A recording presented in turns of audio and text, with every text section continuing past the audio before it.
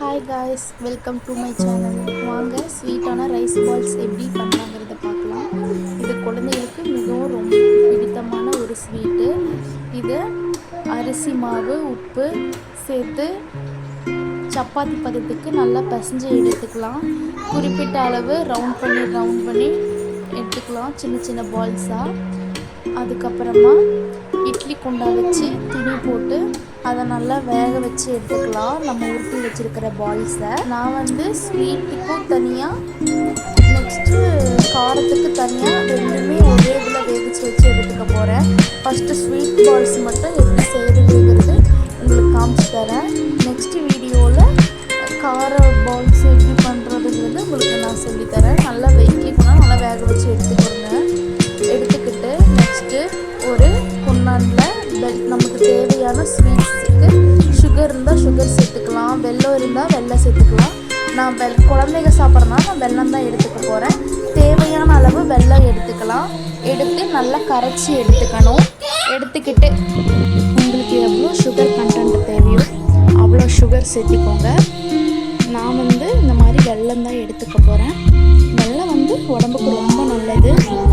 நல்லா தண்ணி ஊற்றி நல்லா கரைச்சி எடுத்துக்கணும்.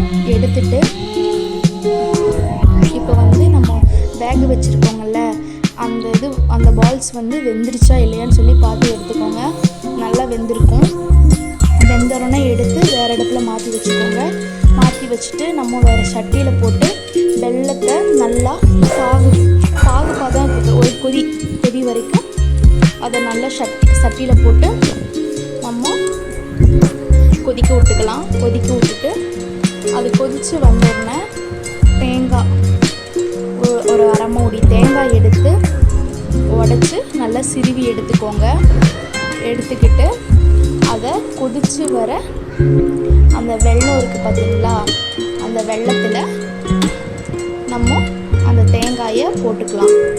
போட்டுட்டு அப்புறம் அதோட வாசத்துக்கு தேவையான அளவு ஏலக்காய், சுக்கு இருந்தாலும் போட்டுக்கலாம், இல்லை ஏலக்காய் மட்டும்தான் இருக்குது உங்கள்கிட்ட அப்படிங்கும்போது நம்ம ஏலக்காவையும் நல்லா தட்டி எடுத்துக்கலாம். தட்டி எடுத்துட்டு அந்த கொதி வருது பார்த்தீங்களா, அதுலேயே நம்ம போட்டு அந்த ஒரு பதம் வர வரைக்கும் நல்லா கிண்டிக்கலாம்.